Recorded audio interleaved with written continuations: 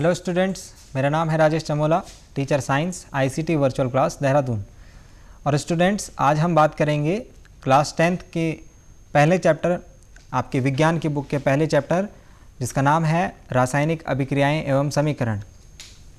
Students, आपकी जो विज्ञान की बुक है वो 3 पार्ट्स में डिवाइडेड है, जिसमें केमिस्ट्री, बायोलॉजी एंड फिज़िक्स और इसके अलावा एनवायरमेंटल साइंस के भी कुछ चैप्टर्स आपकी बुक में हैं। तो आज हमने इससे पहले बायोलॉजी के चैप्टर्स कंप्लीट किए हैं। आज हम चैप्टर नंबर 1 स्टार्ट कर रहे हैं, जिसका नाम है रासायनिक अभिक्रियाएं एवं समीकरण। स्टूडेंट्स, केमिस्ट्री में हम किसी भी पदार्थ की, किसी भी मैटर की जो उसकी संरचना है और उसके विन्यास, उसके बारे में बात करते हैं, है ना। मतलब जो हमें दिखाई दे रहा है हम उसके बारे में नहीं, बल्कि उसके अंदर जो चल रहा है उसके बारे में बात करेंगे। तो केमिस्ट्री में हम लोग बात करते हैं अणु, परमाणु एवं ऊर्जा और उनकी संरचना, इन सभी चीज़ों के बारे में हम बात करते हैं, ना कि उसकी ऊपरी बॉडी जो कि हमें फिज़िकली दिख रहा है उस पर हम बात यहाँ पर नहीं करते। तो केमिस्ट्री में हम कंपोजिशन और जो स्ट्रक्चर है, जो उसके एटॉमिक लेवल पर हम उसका एनालिसिस करते हैं, उसके बारे में बात करते हैं। जैसे सपोज़ अभी हम जो चैप्टर पढ़ रहे हैं रासायनिक अभिक्रियाएं एवं समीकरण, इसमें चैप्टर के नाम से आपको क्लियर हो रहा होगा कि हमें कुछ अभिक्रियाएं पढ़नी है और उसकी जो समीकरण है उसको डिस्कस करना है। लेकिन ये रासायनिक अभिक्रियाएं आएंगी कहाँ से? क्या इन रासायनिक अभिक्रियाओं को आपने कभी अपने डेली लाइफ में महसूस किया है? यदि महसूस किया है तो कैसे इनको कन्वर्ट कर सकते हैं हम रासायनिक परिवर्तन में, यानी रासायनिक अभिक्रिया में? तो स्टूडेंट्स, जैसे मैं आपको कुछ एग्जांपल देता हूँ, ये परिवर्तन आपने नोटिस किए होंगे आपके अपने आसपास या डेली लाइफ में आप इसे नोटिस करते होंगे। जैसे कि सपोज़ आप गर्मियों के दिनों में दूध गर्म करते हैं और दूध गर्म करने के बाद उसे आप फ्रिज में रखना भूल जाते हैं, ठीक है। तो तापमान ज़्यादा, टेम्परेचर ज़्यादा होने के कारण जो दूध है वो फट जाता है, यानी हम ये कहें कि दूध का दही बन जाती है, ठीक है। तो ये एक परिवर्तन हुआ। अभी आप सिर्फ ध्यान देंगे परिवर्तन के ऊपर, जो बातें मैं करूँगा उनमें परिवर्तन हुआ है या नहीं हुआ है। इसके बाद हम बात करेंगे कि वो परिवर्तन किस प्रकार से हुआ है। दूसरा एग्जाम्पल यदि देखते हैं कि हम लोग, मनुष्य जो है भोजन ग्रहण करता है। बायोलॉजी के चैप्टर में हमने देखा था कि हम जब जैव प्रक्रम पढ़ रहे थे तो हम मनुष्य क्या करता है, भोजन ग्रहण करता है और बॉडी में जो पाचन तंत्र है उसका काम है उसको भोजन में से ज़रूरी पोषक तत्वों को निकाल करके बॉडी के निकालना और उसको बॉडी के डिफरेंट पार्ट्स में एब्जॉर्ब करवाना, है ना। तो भोजन का जो कन्वर्जन है, जो हमने भोजन खाया, वो लास्ट में जा कर के कार्बोहाइड्रेट्स, फैट्स और इन सब पार्ट्स में, प्रोटीन्स, विटामिन्स, इन सब पार्ट में कन्वर्ट हो गया। हमने खाया तो क्या था, भोजन, लेकिन वो पेट में जाने के बाद बन क्या गया, कार्बोहाइड्रेट्स, फैट्स, यानी पाचक तत्व बन गए। यहाँ पर भी आपको परिवर्तन दिख रहा होगा। इसके बाद यदि अंगूर से किशमिश बनाने की बात करें तो अंगूर में क्या होता है, अंगूर में लिक्विड होता है उसके अंदर प्रेजेंट, यानी उसके अंदर द्रव मौजूद होता है ना। लेकिन किशमिश के अंदर वो सूखी हुई होती है। तो यहाँ पर भी क्या है, एक परिवर्तन है कि हम अंगूर से क्या कर रहे हैं, किशमिश बना रहे हैं। दोनों के जो शेप है, दोनों का स्ट्रक्चर है वो चेंज हो जाता है। और भी कई सारे एग्जाम्पल, जैसे सपोज़ आप किसी लोहे की चीज़ को, लोहे की वस्तु को खुले में छोड़ देते हैं और बारिश के समय में वो वस्तु बहुत दिन तक खुले में रहने के बाद क्या हो जाता है, उसमें जंग लग जाता है, लाल भूरे रंग की परत लग जाती है। उसके बाद वो वस्तु धीरे धीरे खराब होने लगती है। इन सब चीज़ों के आधार पर हम ये कह सकते हैं कि जो रासायनिक परिवर्तन है वो हमारी डेली लाइफ में, हमारे दैनिक जीवन में होते ही हैं। तो क्या इन रिलेशन को, इन परिवर्तनों का हम अध्ययन कैसे करेंगे, कैसे पता लगाएंगे कि कोई परिवर्तन हुआ है, कैसे हमें पता लगेगा कि परिवर्तन किस आधार पर होगा, उनको हम आगे डिस्कस करेंगे। तो जो सबसे पहले मैंने आपको ये बताना चाहूँगा कि रासायनिक अभिक्रिया में रासायनिक परिवर्तन आप नोटिस कैसे करेंगे, तो उसके लिए कुछ 3-4 पॉइंट्स हैं वो आपको ध्यान में रखने हैं। रासायनिक परिवर्तन,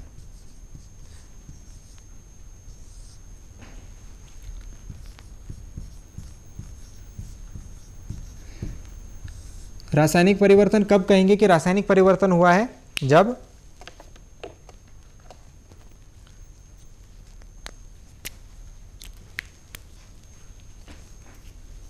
जब नंबर 1 अवस्था में परिवर्तन होगा। अवस्था में परिवर्तन कैसे? जैसे हमने देखा था दूध से दही का बनना, ठीक है, अवस्था में परिवर्तन। इसके अलावा यदि हम देखेंगे कि वस्तु के रंग में भी परिवर्तन हो सकता है, वस्तु के रंग में परिवर्तन हो सकता है। ओके, इनके एग्जाम्पल्स भी हम नोट करेंगे।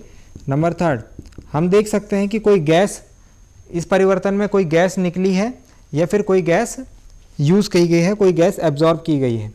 तो गैस का निकास हो सकता है उस प्रक्रिया में, यानी कोई गैस रिलीज़ हो सकती है, या फिर किसी गैस का उत्सर्जन यानी कोई गैस यूटिलाइज हो सकती है। इसका एग्जाम्पल कैसे समझेंगे कि जो मनुष्य में जो श्वसन तंत्र होता है,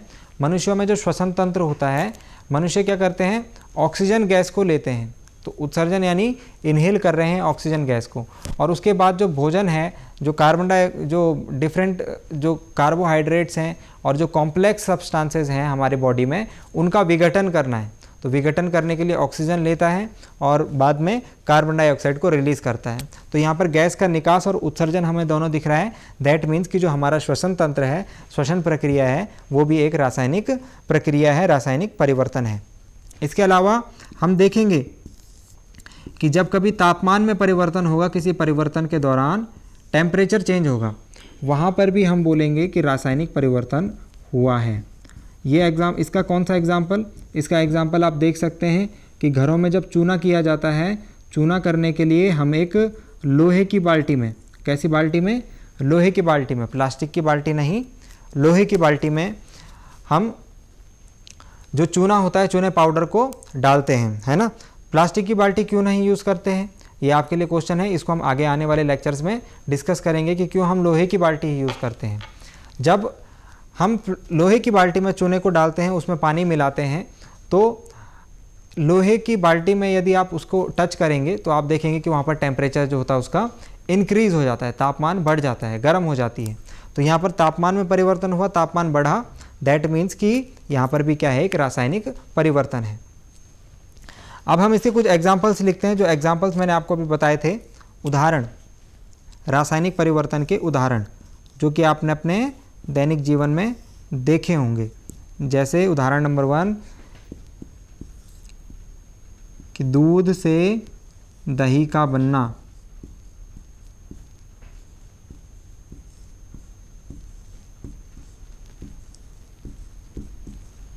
दूध से दही का बनना क्या है, एक रासायनिक परिवर्तन है। इसके अलावा लोहे की वस्तु को जल तथा वायु के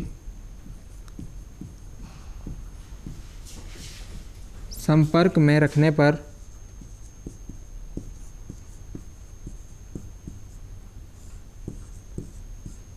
उसमें जंग का लगना, ठीक है। तो ये भी एक रासायनिक परिवर्तन हुआ। इसके अलावा अंगूर से किशमिश का बनना, तो उस प्रोसेस को हम बोलते हैं किण्वन। अंगूर का किण्वन, ठीक है। भोजन का पचना, सांस का लेना, ये हमारी बॉडी से रिलेटेड ये भी जो प्रक्रियाएं हैं, ये सभी क्या हैं, रासायनिक प्रक्रियाएं हैं। इसके बाद हम देखते हैं कि जो रासायनिक परिवर्तन हैं, इन्हीं को ही तो हम रासायनिक अभिक्रियाओं के रूप में लिखते हैं। तो हम कैसे किसी रासायनिक परिवर्तन को एक रासायनिक अभिक्रिया के रूप में लिखेंगे, इसको हम अब समझते हैं।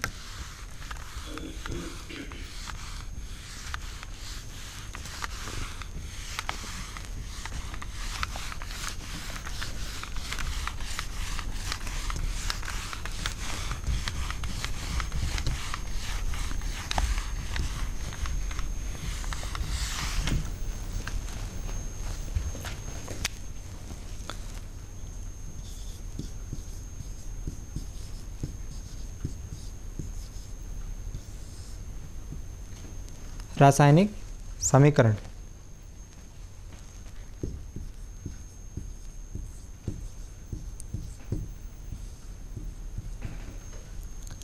स्टूडेंट्स, आपने अपनी पिछली क्लास में एक धातु का नाम सुना होगा। धातु और अधातु आपने पढ़े हैं अपनी पिछली क्लास में। एक धातु है मैग्नीशियम। इस मैग्नीशियम की जो उपस्थिति होती है, मतलब ये रिबन के रूप में होता है। रिबन समझते हैं आप, लंबे लंबे टुकड़ों में रिबन के रूप में होता है। मैग्नीशियम रिबन को हम लोग केरोसिन के तेल में डुबा कर रखते हैं, क्योंकि आपने पिछली क्लास में ये तो पढ़ा है कि ये धातु है, लेकिन इस क्लास में आप ये पढ़ेंगे कि ये जो है ऑक्सीजन से रिएक्ट कर लेती है। जो वातावरण में उपस्थित ऑक्सीजन है उससे रिएक्ट कर लेती है। तो उससे रिएक्ट करने से बचाने के लिए हम इसको क्या करते हैं, केरोसिन के तेल में डुबो कर रखते हैं। ठीक है। अब जो मैग्नीशियम रिबन है, जब इसको जलाया जाता है तो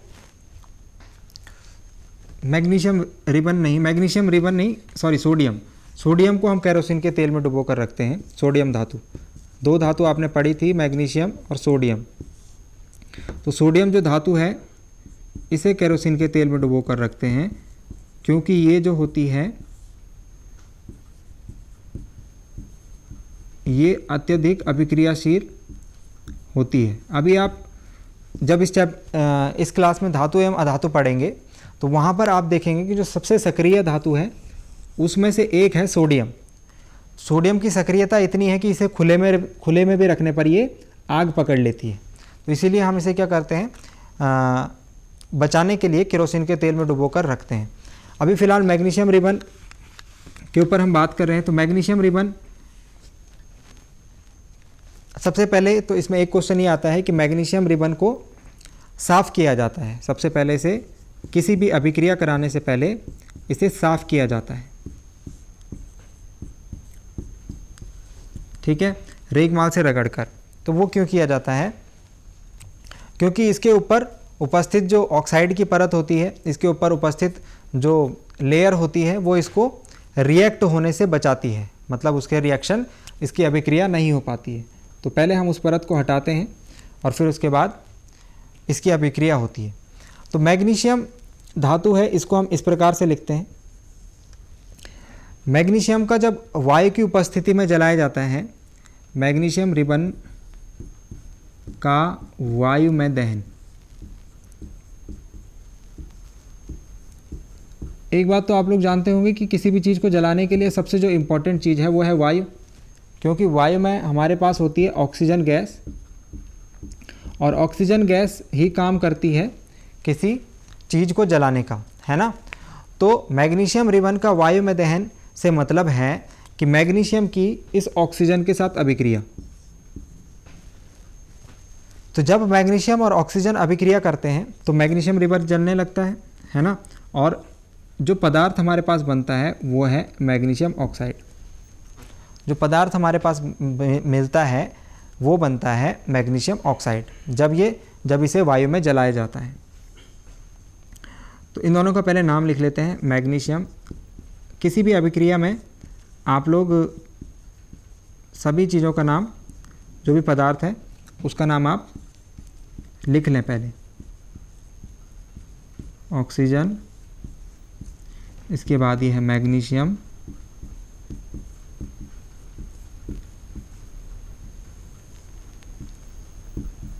ऑक्साइड। ठीक है, मैग्नीशियम ऑक्सीजन मिलकर के मैग्नीशियम ऑक्साइड बन गया। तो ये एक रासायनिक समीकरण हुई। इस समीकरण को बोलेंगे रासायनिक समीकरण। यह एक रासायनिक समीकरण है। रासायनिक परिवर्तन क्या था? रासायनिक परिवर्तन और रासायनिक समीकरण के बीच में अंतर को समझेंगे। रासायनिक परिवर्तन क्या था कि मैग्नीशियम का वायु की उपस्थिति में दहन, मैग्नीशियम का वायु में जलना, ये एक परिवर्तन है। लेकिन जब हमने इसको इस समीकरण के रूप से दिखा दिया कि मैग्नीशियम ऑक्सीजन मतलब वायु की उपस्थिति में दहन का मतलब ऑक्सीजन के साथ उसकी क्रिया और ऑक्साइड का बनना। कोई चीज़ ऑक्सीजन के साथ जब मिलती है तो ऑक्साइड बनती है। तो जब मैं इसको इस फॉर्म में लिखूंगा, इस रूप में लिखूंगा इस परिवर्तन को, तो इसे हम कहेंगे रासायनिक समीकरण। ठीक है स्टूडेंट्स, ये बात याद रहेगी कि रासायनिक परिवर्तन क्या होता है और रासायनिक समीकरण क्या होती है। अब इस रासायनिक समीकरण में जो ये तीर का निशान है, इस तीर के निशान के पहले जो लिखा होगा, इस तीर के निशान के पहले जो तत्व या जो पदार्थ रखे होंगे, उनको हम कहते हैं अभिकारक। उनको हम कहते हैं अभिकारक और रिएक्टेंट्स। तो इस अभिक्रिया में रिएक्टेंट्स क्या हो गए? इस तीर के पहले क्या क्या लिखा हुआ है? मैग्नीशियम और ऑक्सीजन। तो अभिकारक हो गए मैग्नीशियम तथा ऑक्सीजन, यहाँ पर हमारे हो गए अभिकारक। और इस तीर के बाद जो पदार्थ बनेगा उसे हम कहेंगे उत्पाद, यानी प्रोडक्ट। तो प्रोडक्ट इसमें क्या बना है? Magnesium oxide. तो ये चीज़ ध्यान रहेगी, अभिकारक के बीच में अभिक्रिया होती है और वे उत्पाद बनाते हैं। तो ये एक रासायनिक समीकरण है और इसको हम इस प्रकार से रिप्रेजेंट करते हैं। इसके बाद हम एक चीज़ और देखते हैं स्टूडेंट्स कि यहाँ पर जब आप देख रहे होंगे, अभी सिर्फ मैं इस अभिक्रिया की बात करता हूँ।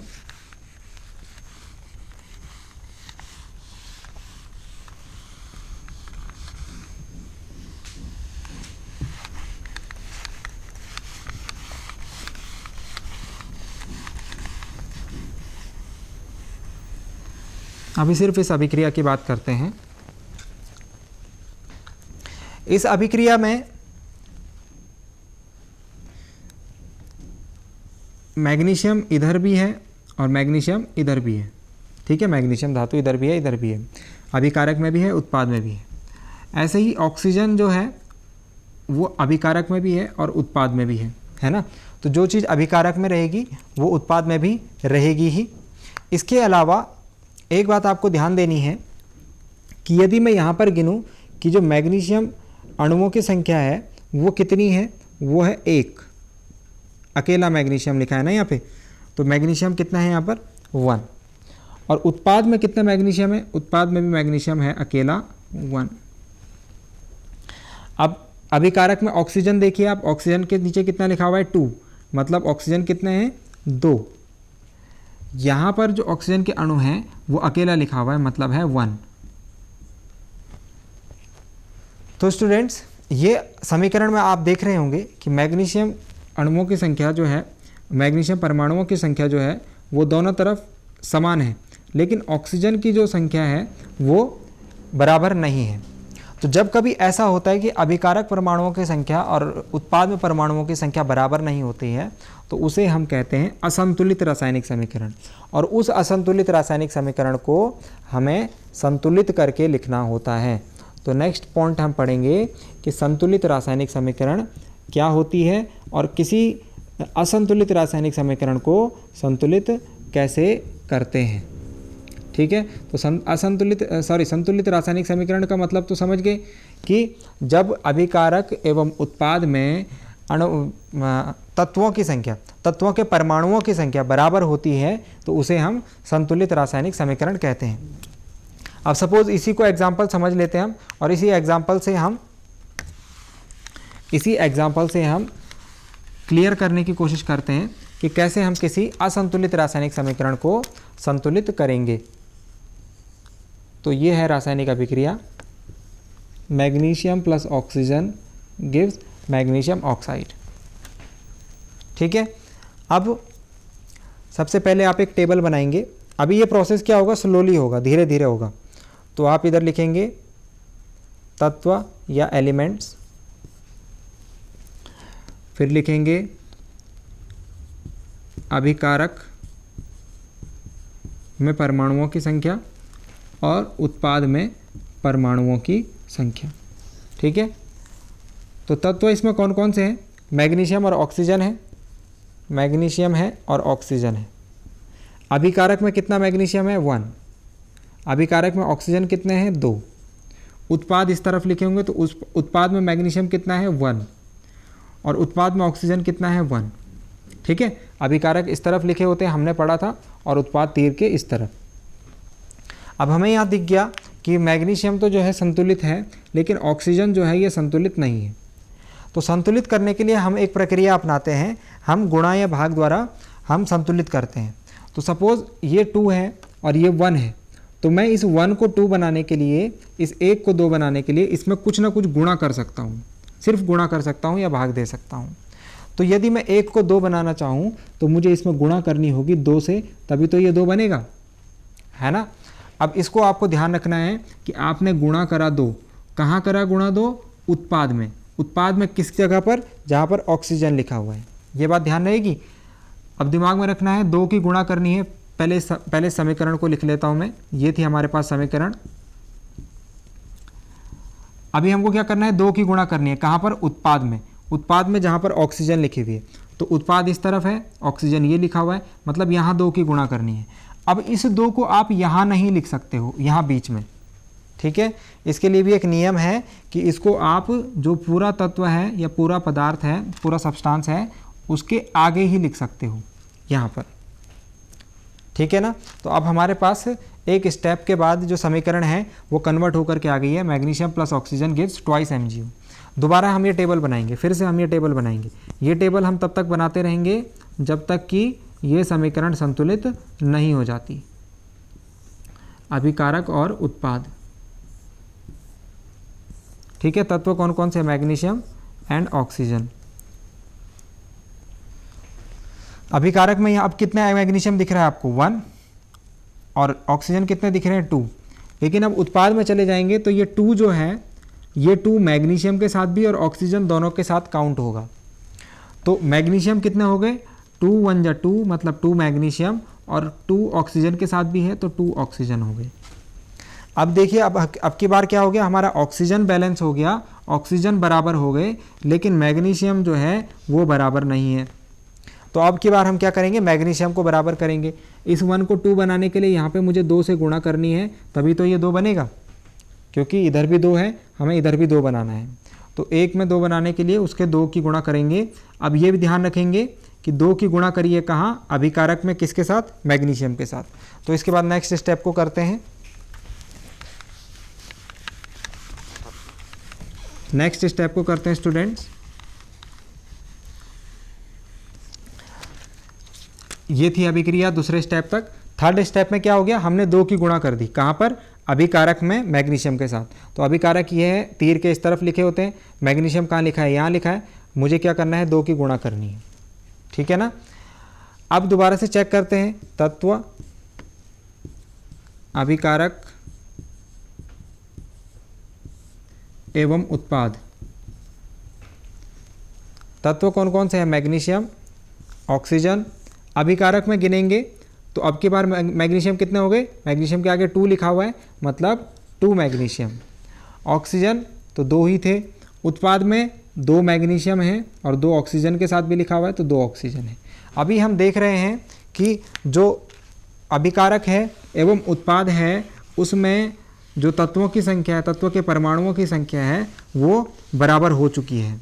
तो अब हम इस निष्कर्ष पर पहुंच चुके हैं कि अतः जो संतुलित रासायनिक समीकरण है वो है twice Mg plus O2 gives twice MgO।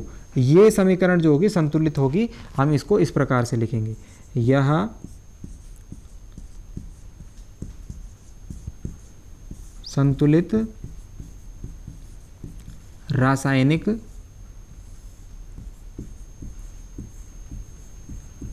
समीकरण है।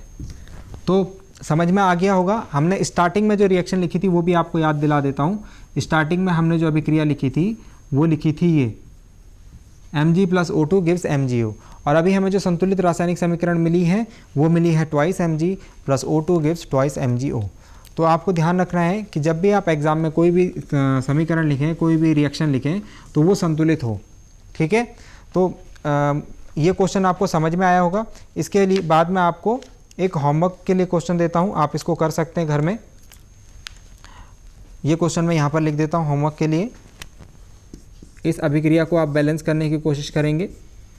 क्वेश्चन है Fe plus H2O gives Fe3O4 plus H2।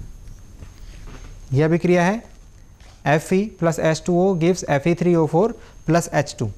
इस अभिक्रिया को आपको संतुलित करना है। कोशिश कीजिएगा जिस प्रकार से हमने ये अभिक्रिया संतुलित करी थी इसी प्रकार से इस अभिक्रिया को भी संतुलित कीजिएगा। अगले लेक्चर में हम इसके ऊपर डिस्कशन करेंगे। तो स्टूडेंट्स, आज हमने देखा किस प्रकार से कोई रासायनिक परिवर्तन हमारे आसपास होता है, तो हमने देखा कि कैसे उसे कन्वर्ट किया जाता है एक रासायनिक समीकरण के रूप में। और रासायनिक समीकरण जब हम लिखते हैं तो हम उसको एक संतुलित रासायनिक समीकरण के रूप में लिखते हैं। उम्मीद करता हूं कि आपको आज का लेक्चर समझ में आया होगा, इंटरेस्टिंग लगा होगा। आप इस लेक्चर की जो रिवीजन करने के लिए इस लेक्चर का वीडियो आपको हमारे डीडी उत्तराखंड के यूट्यूब चैनल पर मिल जाएगा और संबंधित जानकारी आपको आपकी स्क्रीन पर दिख जाएगी। वहाँ पर जाकर के आप इस लेक्चर को रिवाइज कर सकते हैं। हम मिलेंगे अगली क्लास में एक नए टॉपिक के साथ, जिसमें हम पढ़ेंगे रासायनिक अभिक्रियाएं कितने प्रकार की होती हैं। तो स्टूडेंट्स, आज के लिए इतना ही। Thank you very much.